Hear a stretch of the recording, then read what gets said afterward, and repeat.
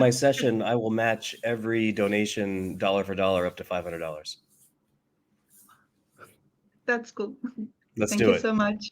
You have to do it, but you have to say it's for the cats because I don't give any money to dogs. I only give money to cats. So I need the cat people to come in, but I will match every donation dollar for dollar up to $500. Kyle, also are very known, and everyone knows you like not only Lauren Ipsum guy, but also the one who tests everything. You even have this test patent, and we'll discuss it further on. And you always discuss some innovative technologies or some interesting tests during your talks, including in Chiang Mai. And one of them I tried to implement myself when you said that you can try using Google Ads for one of your keywords that the page is ranking for, but not high enough. And that might push it a bit higher. And so I tried it on 5 pages on one of the websites, but nothing happened. So yeah, I only like spent money for the ads, and it didn't result in me ranking even 1 point higher. What did I do wrong? So what didn't I take into account, or how can I make it work for myself, for example? I called Google about this, and they said they don't like you. So they that was the main problem. That was it. So the pages that I showed were pages that are indexed, but they're not doing anything. Almost like a shadow ban, like a page that it's there and it exists, but it's not moving. And for those pages, it works. So I think what I showed in that test is that you can use it definitely for indexing, kind of getting pages to show up. Now, I've done it in what you're talking about, like maybe we can move a little bit. And a bunch of people have contacted me since I showed that test and say they've done that. They've had some success moving it up, but I can't guarantee you're going to move from page 2 to page 1. We're going to move out of all. But what I feel good about is using this as a form of those pages that they exist, but they don't. Like they're in the index, but for whatever reason, they're not ranking for anything. So I think use it for pages that kind of need that indexing boost. And those are the ones that I think this technique can be most successful for. Okay, that makes sense. So you've got this patent here. It's real.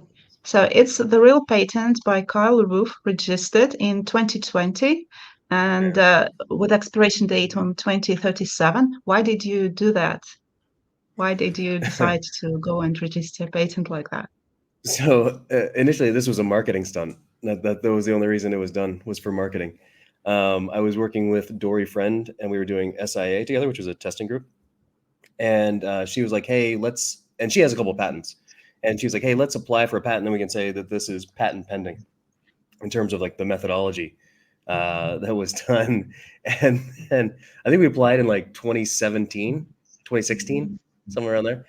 And then it was actually approved in 2020, which was shocking to everybody involved.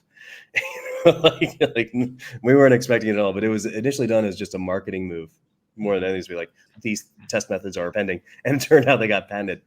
Now I have to say, I feel like I patented fire. Like I'm not entirely sure if I were to try to sue somebody that this patent would hold up, but I enjoy having it. I'm very happy that I have it. It's very, very cool, but I'm not exactly sure if I could apply it anywhere or protect it in any way. That was my second question. Like, there are a cohort of SEOs who follow Google's patents, read them a lot and try to see their hidden secrets. Right. Do you think Google applies any of their patents? Are they applicable to search? Can we rank using that? Absolutely not.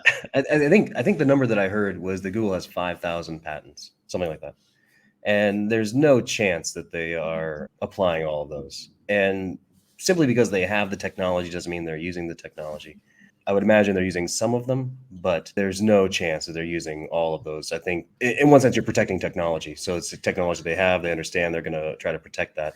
On the other hand, I can see them doing things as just a bit of a red herring, that people can chase their tails a little bit, and and follow what's going on. So I think the technology exists. They're certainly not using them. And I would also point out, if they have two methods of doing something, one way that's super cool and neat, but is expensive to do, and another way to do it that is, pretty straightforward and much more cost effective, and the results are about the same, they're going to take the cheaper the cheaper method. Yes, for cats, for sure. They're going to take the cheaper method, So even if they have the technology and it could be, marginally better, if they can do it in a way that is much more cost effective, that's the way they're going to do it. Because at the end of the day, they're trying to make money. So they need to keep it as cost effective as possible.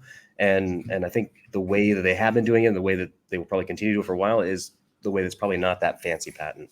Because I think that's just how they go about doing business. We have a question from Bibi. Bibi wants to make an affiliate site. Let's believe that. What is a good and easy niche? A product that nobody knows about yet. There you go. How to find then, this niche? then you will own the whole search. Something that I'm actually, I think, genuinely bad at is finding niches. I don't think that's my special skill at all. A lot of people talk about like, you know how to rank websites, you know how to do things really well. But something that I've really never figured out is like finding a niche. And that's not my special skill at all. And so I don't have a lot of affiliate sites because I don't think I'm good at that. I think I'm good at putting strategy together. I'm good at finding answers. I'm good at putting things together for a long-term plan.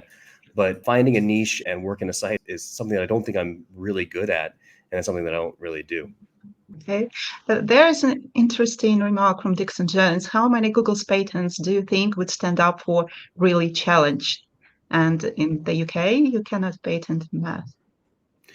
I think you can patent math if you write it so difficultly that the patent guy looks at it and is like, all right.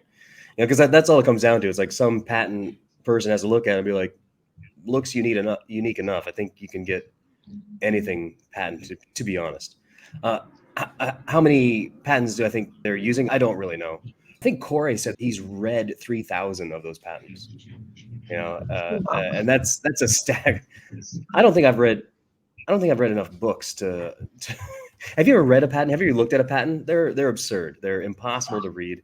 They're wildly difficult. They're very long. It has to be just a handful that they're really using. 50, 70, 100, something like that. Is it like what's actually really in play when you look at the total corpus of 5,000 existing patents? What do you think about the future of the search? What if there are no search left in how we know it, but there are only AI assistants? What will we do if that happens as SEOs?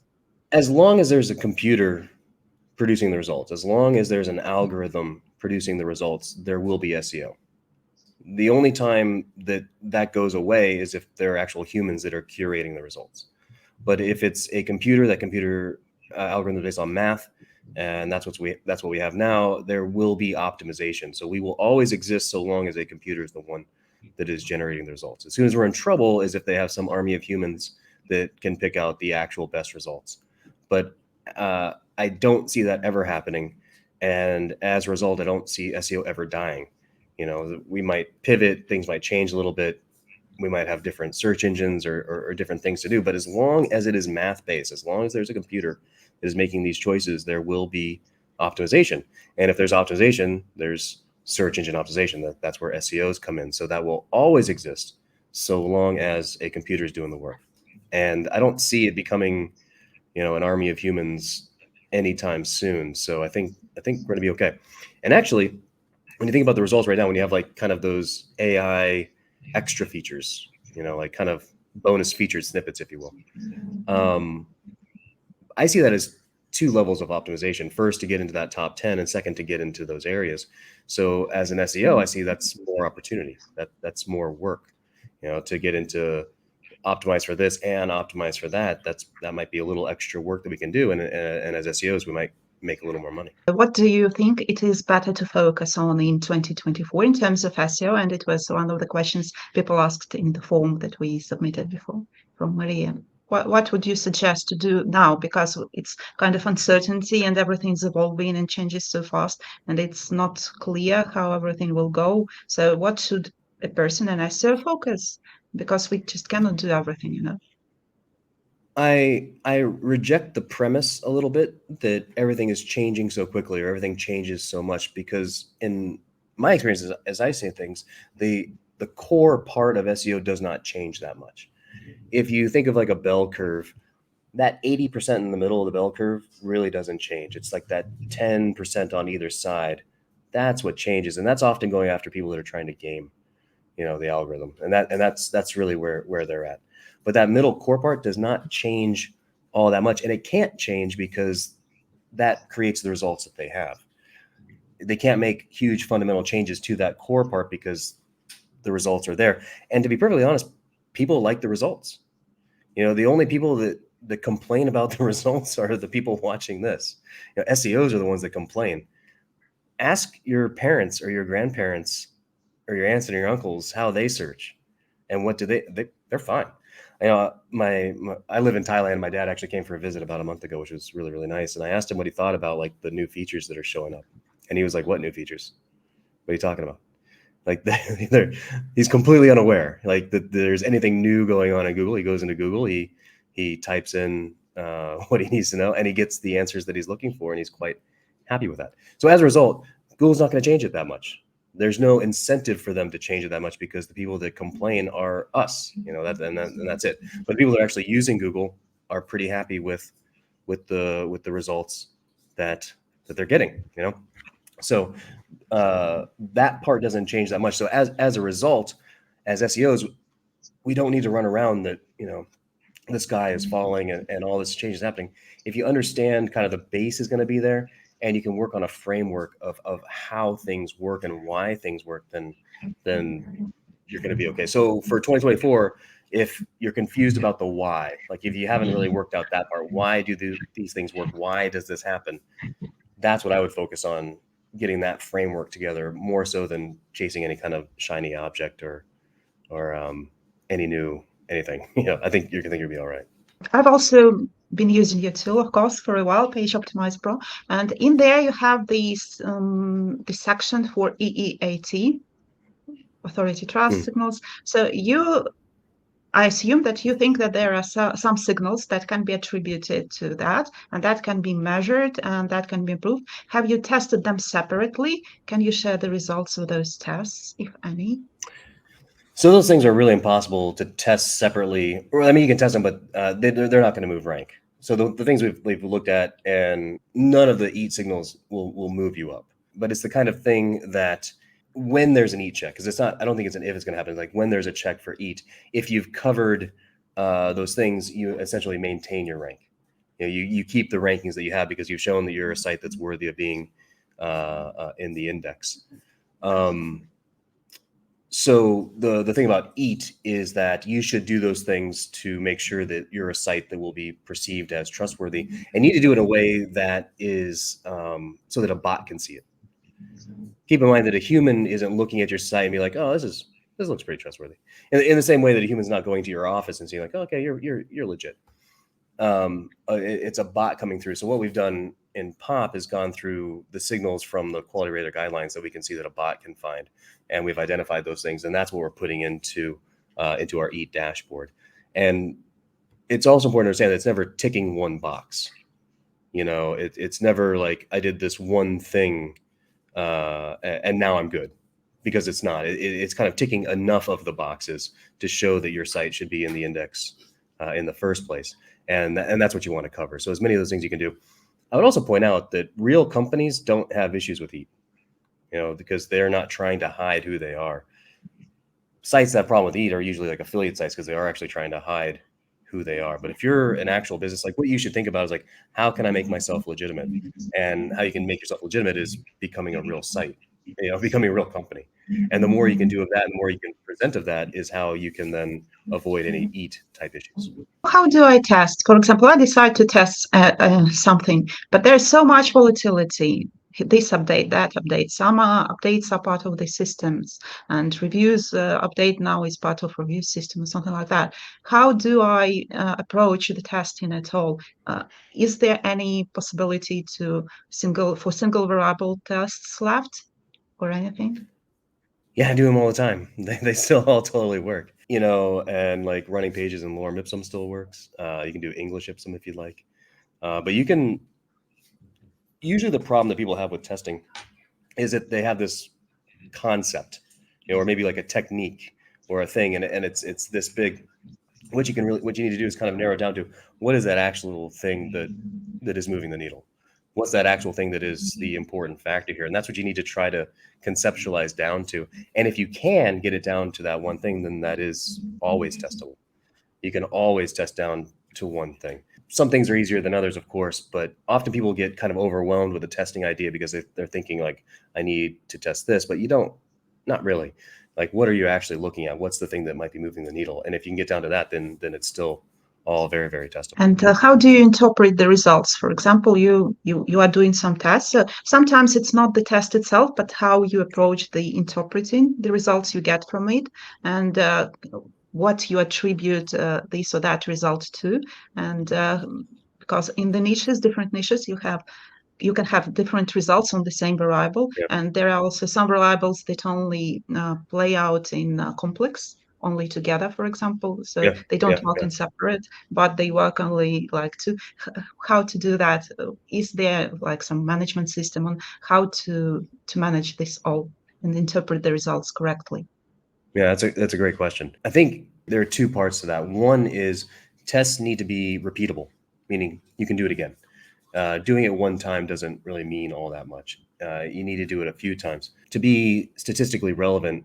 It needs to be 95% on its p-value, and so that takes getting something right 6 times in a row, between 5 and 6 times in a row. So repeating a test that many times can give you that confidence that what you've done then is something that is real. You can fast forward that though if you can test in the inverse. So if you do something one way and you get the result, and then if you do the test in the inverse and get the opposite result, I think you can fast forward on that and you feel really good about the results you're getting. The extra part of that is then being public about your test and showing what you're doing and making sure that people can try the test again in order to validate what you've done and give it a go. So kind of either doing tests multiple times and getting the same result, doing tests in the inverse, that gives you a lot of confidence, but then also showing people what you've done, then to talk about this is what it was, this is what we got, and then how we can kind of that peer review part, which there is no academic standard in SEO for anything, but you can talk to professionals and show like, this is what we did, this is how we're doing it, this is how we think we can apply it. And that's where I think you can kind of get into these results and what they actually mean. But then you are testing everything on synthetic sites, for example, with not so much traffic. But now we know from the Google court these and trial documents that they are using user signals heavily. So when you've tested everything and you roll out that on a live site with some traffic, hopefully, and you might not get these results because of the user signals. How to like connect it together so that you have that's not entirely true. We run tests on sites that are getting traffic, that are sites that are built for that to do those types of things. But at a minimum, maybe at a baseline, you can say this is what the base level algorithm is. You have to figure the algorithm starts somewhere, and I think with a lot of confidence we can say like this is where the baseline is, and then from there, then you might have your user signals, or you might have this signal or that signal, and whatever it is. That's fine. But we can find where like the things start. This is the floor. And then as keywords get more competitive, as niches get more competitive, as things happen, then other factors might layer in. And I think that's where maybe the user signals might come in. But that's at a much higher level. But at a minimum, we can find like, where do things start?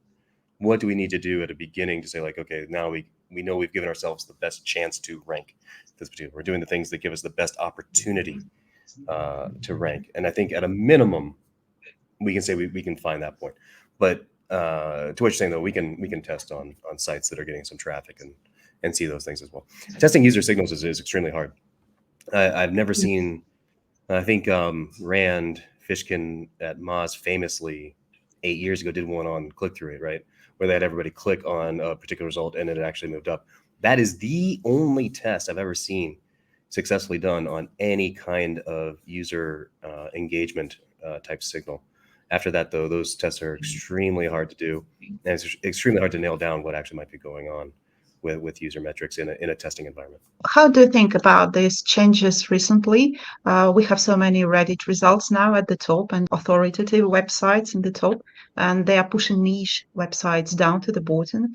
Is there any way to still win top positions for these smaller websites, small businesses, small niche websites, or is it is it related maybe to some user signals that Google has already accumulated? And if it is, and Google has accumulated these signals for Reddit and for big publishers, how small publishers can accumulate similar signals then if they are already at the bottom? So what should people do with that? With Reddit and Quora hitting the search results, it's one of the few times where I feel like they directly inserted something, where they did something that feels like they intentionally got those sites into the SERPs, and it caused a lot of problems. I am hoping that some of that rolls back, but that's one of the few times in the decade that I've been doing SEO where you can see something that looks like they really intentionally did that.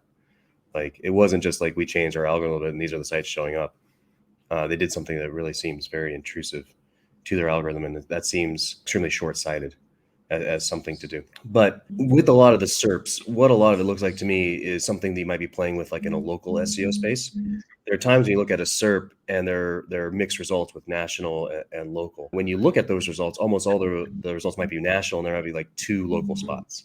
And then so from a strategy perspective, you have to realize that you might only have 2 places you can get in that SERP.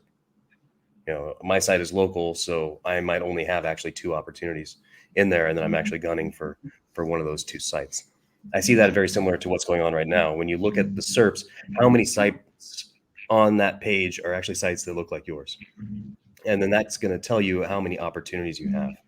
So before you might have had 4 or 5 spots that you could take, but now you might be down to 1 or 2. So then that's a business decision you need to make. Like, is it worth us going after those 1 or 2 potential spots? That's how I think the mindset has to be. That's been the mindset in local for people that are doing good local strategy. You could honestly look at and say how many opportunities you had to be in that SERP. Same with these types of things. With these other sites that have come in, these other sites that exist, how many opportunities do we have with a site like mine? Do they actually appear in these SERPs? And then there's probably going to be 1 or 2, and then you realize you're only going after 1 or 2 spots. And then you have to kind of make that budget, time, resource decision. Is it worth us to go after because we only have 2 possible or 1 possible spots within these SERPs? That's the evaluation that I would do after this last update. Monse is asking, what is the one thing to avoid to have a successful test according to your experience? Anything you do to one test page, you have to do to all of them to feel good about what you're doing. So you're gonna have multiple test pages running for a particular test. It's very tempting to go look at one page. If you go look at one page, you want to look at all of them to make sure you've done the same thing. So you want to keep things as variable free as possible. And so just anything you're doing to one, make sure you're doing to all, except for, obviously for that one thing that you're testing, that's only going to go on one page. We had a session right before you about the updates, and Barry and Glenn mentioned that they have not seen any recoveries from helpful content updates yet. And you have these testing capabilities, and you have these tools that can track what's happening in the search results. Why do you think is that? And how can people actually leave this? It's not a penalty, but recover from this update. What can they do if no one understands what's happening? I also haven't seen any recovery from this. I saw some chatter on Reddit the other day that some people are claiming that they're getting some stuff back, but I also have not seen any tangible recovery for any sites that have been massively hit. And that goes for, sites that I know that have done things correctly, sites that have all human written content that's fantastic, they're doing all the right things. They don't have a lot of ads on their site, they've done all the right things and they're still trying to improve. And those types of sites still seem to have been caught up in this update quite unfairly, which is extremely disappointing. But I have not seen any tangible updates or anybody that says that, like, yeah, definitely, I lost 90% and now I'm back. I haven't seen anybody say that they've recovered and shown that they've recovered. So I can't sit here and say that I've got the answers to that, because I don't. I wish I did. I really wish I did. Not so much for myself, but just for the people that, their livelihoods have been really wrecked, which is extremely unfortunate. And it's one of those kind of interesting things where you're kind of like, we live and die by Google, right? We were making so much money, and then all of a sudden one thing like that, when they clearly insert something into the algorithm, ended up harming so many people that are, good business people, and they're all doing it right. It's an unfortunate situation, and I genuinely hope that there's a core update that starts to correct some of this, and I hope that. Thank you so much, Carl, for all your answers. I have not been able to ask all the questions I had, but I hope we can sometime again in the future. And thank everyone for donating during Carl's session, and continue to do that. All right. Thanks so much, everyone.